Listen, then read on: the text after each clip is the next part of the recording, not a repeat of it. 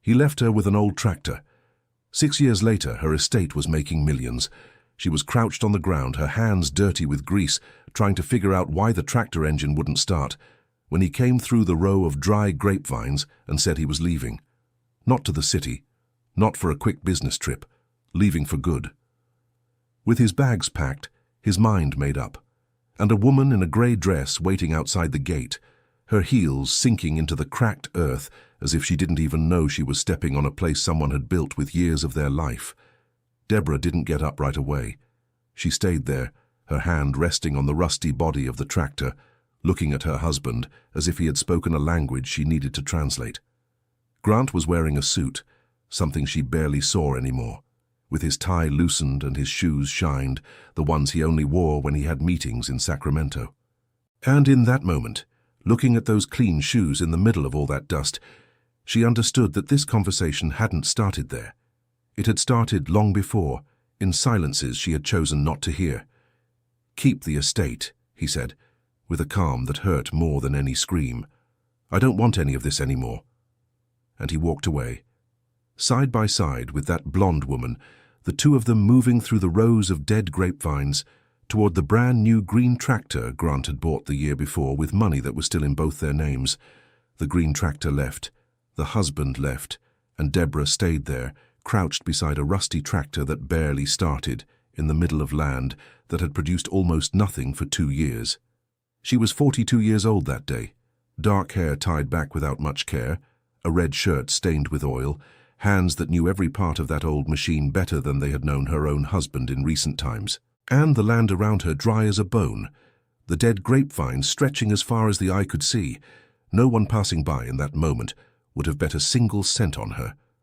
But I'm going to tell you what happened in the 6 years that followed, and I need you to pay attention to every detail, because in this story things are not what they seem at first glance.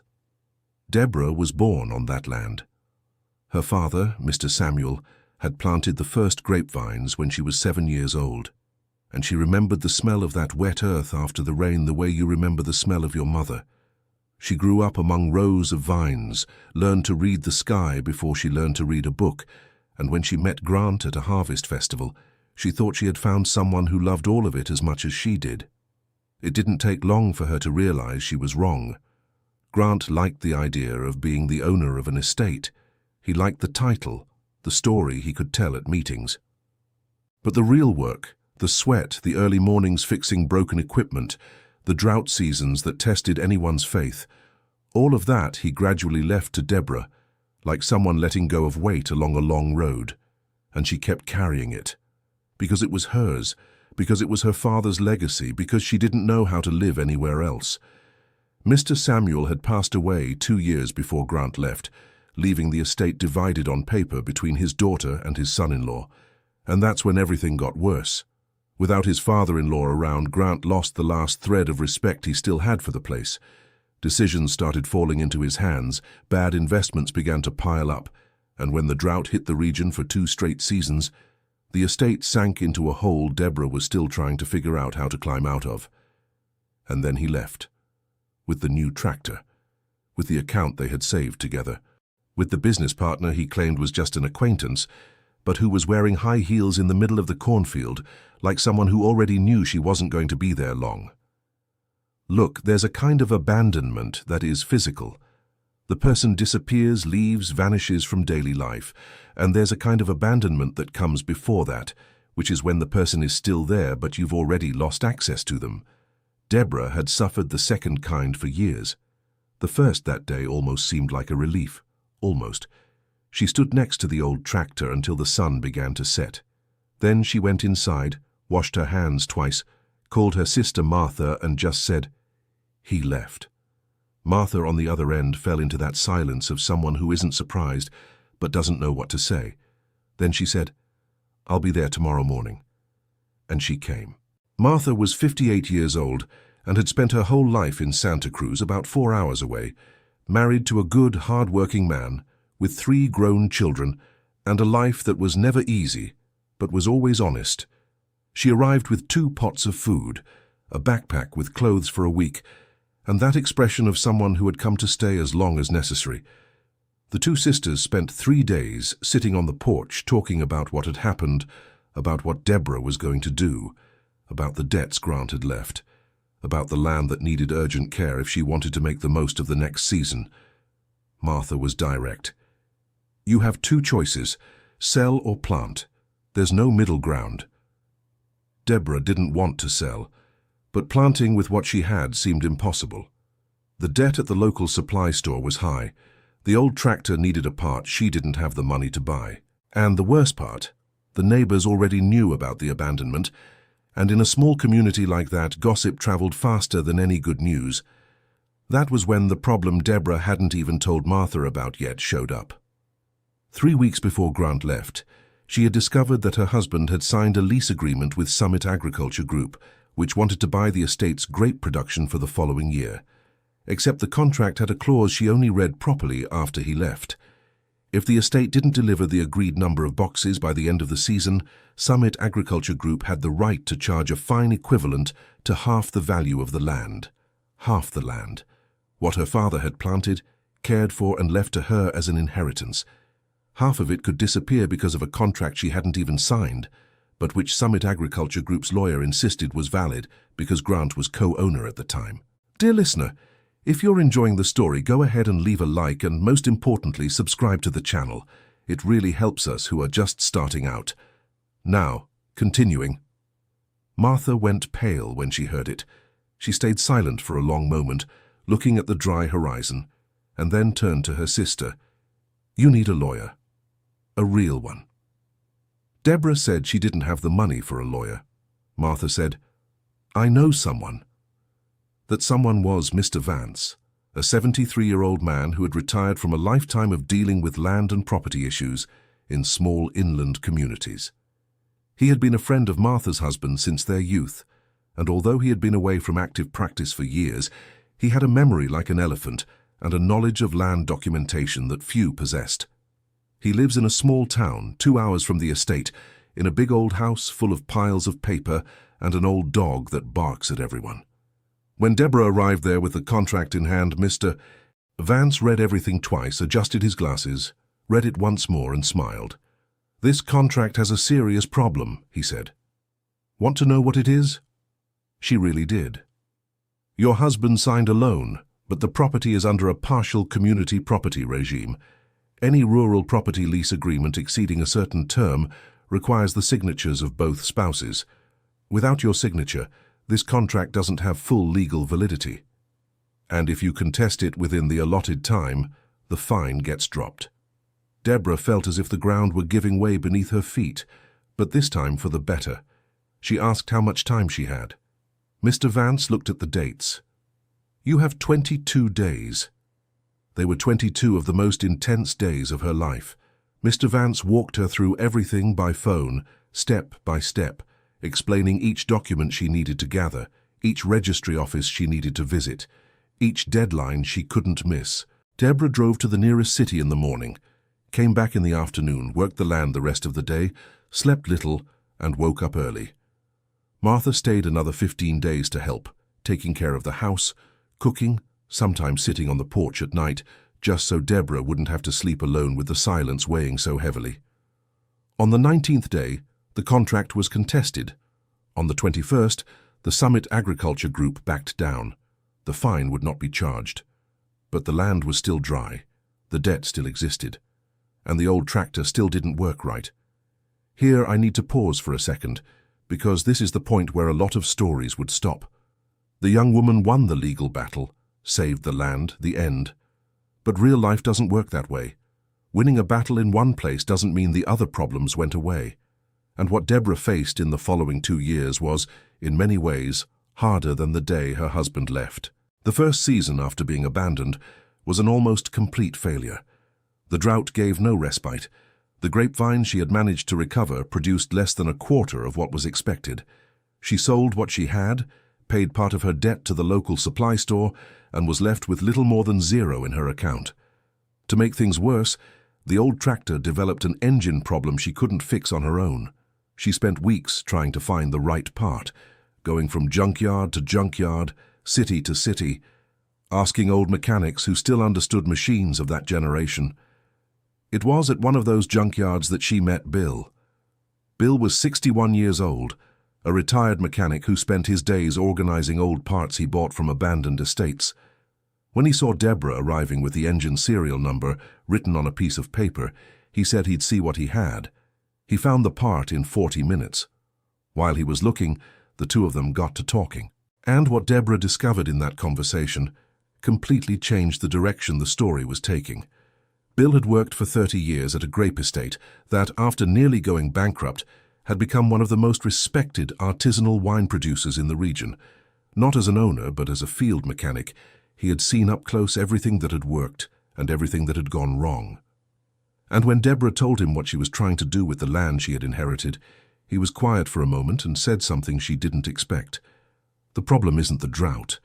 The problem is that you're planting the wrong grape for the soil you have. She stared at him. I can go over there and take a look if you want, he said. I won't charge you anything, I just want to see if I'm right. Deborah figured it might just be the talk of a man with too much free time on his hands. But she took the part, fixed the tractor, and the following week Bill showed up at the estate with an old notebook and a small bag of soil he had collected for an analysis he paid for out of his own pocket. The result confirmed what he suspected. The soil on that estate had a composition that was perfect for a specific type of grape more resistant to dry heat, which produced a full-bodied wine with a strong personality. The variety Deborah was trying to grow had originally been planted by her father in climate conditions that had changed over the past few decades. She was fighting against her own land without knowing it. It's not that the land is bad, Bill said, sitting on the porch with a glass of water. It's that the land wants something else. And if you listen to her, I think there's a future here. I don't know about you, but when I got to this part of the story, I couldn't go on for a while. There's something very beautiful and very heavy at the same time about discovering that you were fighting in the wrong direction, that the problem wasn't a lack of effort, it was a lack of information that no one had given you. Deborah didn't have money for a complete replanting, but Bill had something better than money. He knew everyone. He introduced Deborah to a seedling grower who sold in bulk with installment payments, to a young agronomist who had recently graduated and was building a name for himself by offering affordable consulting to small growers, and to a cooperative of local growers that bought grapes from anyone with quality, without requiring large volume at first. The process was slow, painfully slow. In the second year, half of the new vines took root, the other half had to be redone.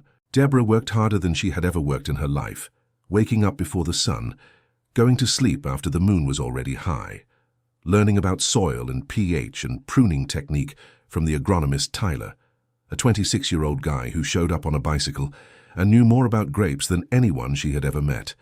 Sometimes the two of them would spend whole hours in the middle of the rows, him explaining, her taking notes, both with their knees in the dry dirt, trying to understand what that piece of ground needed to live. In the third year, the yield was small, but good. For the first time, the cooperative asked for more than she could deliver. It was the first time since Grant left that Deborah slept without the weight of fear on her chest. Martha called on the day she received the payment from the cooperative. Deborah told her the amount, and Martha was silent for about 3 seconds before saying, "Dad would be proud." Deborah didn't answer. She just said she needed to go because she had work. She hung up the phone and stood still in the middle of the porch for a while before heading back to the field. Dear listener, if you're enjoying the story, go ahead and leave a like, and most importantly, subscribe to the channel. It really helps us folks who are just starting out. Now, continuing. The fourth year was when things really started to turn around. Tyler had suggested, as early as the second year, that Deborah shouldn't stick to just supplying grapes, that she should think about producing the wine herself, even if on a small scale. The amount you get for the grapes is a fraction of what you'd get for the wine, he said, and your soil has a profile that can produce something with its own identity. Deborah had kept that idea tucked away for a long time. She thought it was too much ambition for where she was at. But in the fourth year, with production growing and the debt to the local supply store finally paid off, she went to see Mr. Vance again, this time not with a problem, but with a project. The old retired lawyer listened to everything with that patience of someone in his early 70s who has learned that the best things take time. At the end, he said, "You need a partner for the initial equipment, someone who brings in the capital and then gets out of the way afterward." She didn't know who that partner would be, but Mr. Vance did. He had a nephew who had sold a business in Sacramento and was looking for somewhere to put his money. A man named Stephen, 55 years old, who knew nothing about wine but knew a lot about management and had learned from the mistakes of others how to choose well where to invest. Mr. Vance called him over for a conversation.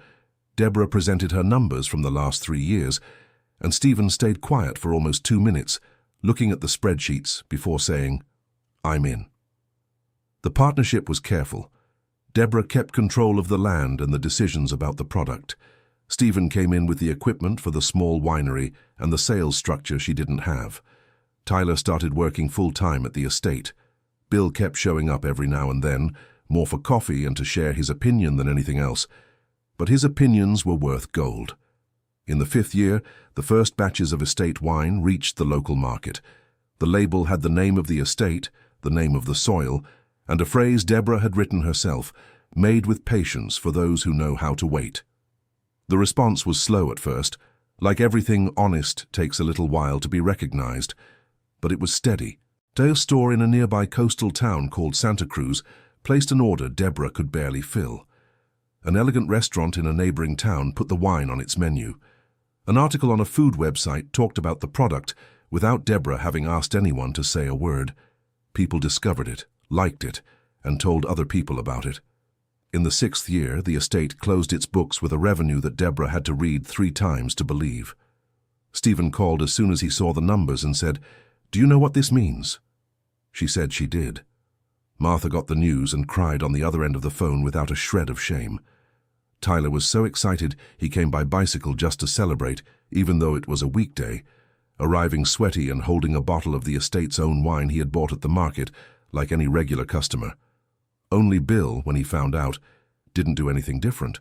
He showed up on the porch as always, sat in his usual chair, drank the coffee Deborah brought, looked out at the horizon of vines and said, "I knew this land wanted something else. I'm glad you listened to it." And this is where I need to tell the ending of a part of the story that had been left unresolved. Grant.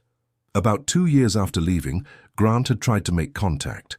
Not to come back, not to truly apologize, but because the woman he had left the estate with had stayed with him for just over a year before leaving too, and he found himself in a bad financial situation after some deals that hadn't worked out. He had sent a message asking if the estate was still in both their names and if Deborah was interested in negotiating his share. Deborah took the matter to Mr. Vance, who spent a month reviewing the documentation, going over the agreement that had been made at the time of the separation, and in the end informed her that Grant had signed all the papers back then, giving up his share in exchange for a settlement of the debts he had accumulated, debts Deborah had honored with the sweat of those early years. There was nothing to negotiate. The estate was entirely hers. She replied to Grant's message with 4 words, "Talk to my lawyer," and she said nothing more. It wasn't anger. It was simply clarity. The kind of clarity you only get when you stop carrying the weight of what the other person did and start looking at what you built. On the 6th anniversary of Grant's departure, Deborah woke up before sunrise as always, put on her red work shirt, walked into the middle of the vines, and stood there for a while in the silence of that morning. The plants were green, alive, heavy with fruit. The cracked earth of before was worked, cared for, responding. The old tractor was still there, parked in the corner of the shed, rusted as always, but she never had it hauled away. She couldn't quite say why herself. Maybe because that old machine was the witness to the hardest day of her life, and she wanted to be able to look at it every now and then and remember that she had stayed. She had stayed when everyone would have bet she wouldn't. She had stayed when the land was dry, the account was empty, the contract was threatening to take half of what was hers, and the only asset left was a tractor that barely started. She had stayed, and the land in the end had stayed with her too. End of story. This story made me think about how many times we look at a situation and think we're seeing the end, when in reality we're seeing the beginning of something that doesn't even have a shape yet. Deborah didn't know what she was building that day, crouched in the dust. She just knew she wasn't leaving, And sometimes that's all it takes. Do you think she did the right thing by staying? What would you have done in her place? Tell us in the comments, because I read everything. And if you came from far away to watch, tell me where you're from. I love knowing. Thank you so much for keeping me company this far. Leave a like, it helps a lot, and subscribe to the channel so you don't miss the next stories.